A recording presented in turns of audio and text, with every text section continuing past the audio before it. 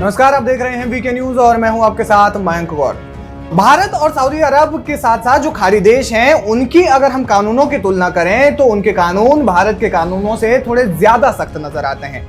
Saudi अरब की बात की जाए तो वहां पर रेप, हत्या और ईश निंदा जैसे कानूनों में सजाए मौत है, जिसका की मुजाहरा हमने कतर में भी देखने को मिला था। जिस प्रकार से कतर ने भारत के 8 पूर्व नौसैनिकों को सजाए मौत सुनाई थी। हालांकि सऊदी अरब के साथ रिश्ते बेहतर होने के कारण एक फोन कॉल के कारण प्रधानमंत्री मोदी ने जब एक फोन कॉल किया, उसके अलावा कतर के साथ में जब बातचीत हुई तो उसके बाद उन 8 पूर्व नौसैनिकों को छोड़ दिया गया। लेकिन अब सऊदी अरब में भारत के एक शख्स को हत्या के आरोप में हत्या का दोषी ठहराते हुए सजाए मौत दी गई है। जी हां, दरअसल केरल के कोझिकोड का रहने वाला एक शख्स जो यूएई में एक विकलांग लड़के की देखभाल करता था, उसे यूएई की सरकार ने मौत की सजा सुनाई है, जिसके बाद केरल की जनता आक्रोश में है और अब्दुल रहीम नाम के उस शख्स को बचाने के लिए 34 करोड़ रुपए की धनराशि इकट्ठा की गई है। अब्दुल रहीम पर आरोप है कि उसने सऊदी अरब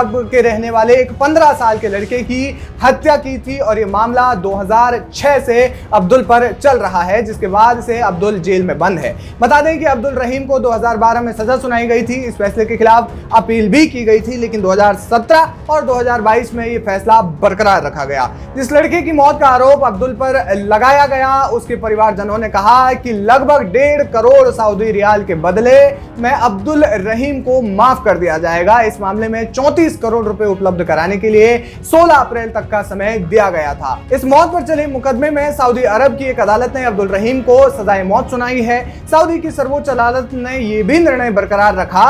हालांकि अब भारत के लोग अब्दुल रहीम को बचाने के लिए क्राउड फंडिंग कर रहे हैं, क्राउड फंडिंग शुरू भी कर दी है, जिसके बाद दुनिया भर से पैसा इकट्ठा किया जा रहा था। अब्दुल रहीम की रिहाई के लिए केरल में कई चैरिटी इवेंट आयोजित कराए गए और साथ ही एक यात्रा भी निकाली गई। सऊदी अरब में दिया एक ऐसी धनराशि को कहा जाता है जो किसी की हत्या के मुआवजे में दी जाती है। इसे शरिया कानून के तहत अदालत के जरिए तय किया जाता है। इस धनराशि को जल्दी सऊदी अरब में जमा करवा दिया जाएगा। अब्दुल रहीम की रिहाई के लिए केरल में कई चैरिटी इवेंट आयोजित किए गए हैं और साथ ही उसकी रिहाई के लिए भी यात्रा निकाली गई है। अब्दुल रहीम की बात करें तो बता दें कि भारतीय युवक 26 साल का था जब वो 2006 में एक परिवार के लिए ड्राइवर के रूप में काम करने के लिए सऊदी अरब गया था। इस परिवार ने उन्हें अपने 15 वर्षीय लकवाग्रस्त बेटे की देखभाल की जिम्मेदारी दी। उसे सांस लेने के लिए अलग से एक डिवाइस की मदद लेनी पड़ती थी। 24 दिसंबर 2006 में उस लड़के की मृत्यु हो गई। यह घटना अब्दुल रहीम के सऊदी में आने के महज 28 दिन बाद हुई और तब से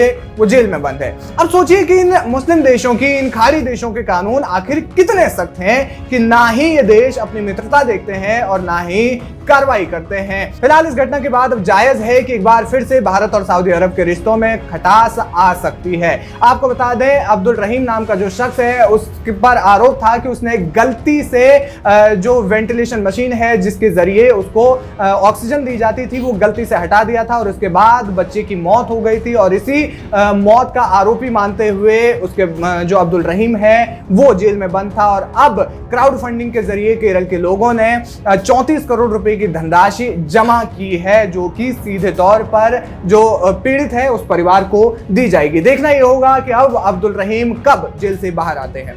क्या कुछ कहना चाहेंगे आप इस खबर पर? हमें कमेंट करके जरूर बताएं। वीके न्यूज, राष्ट्र के नाम।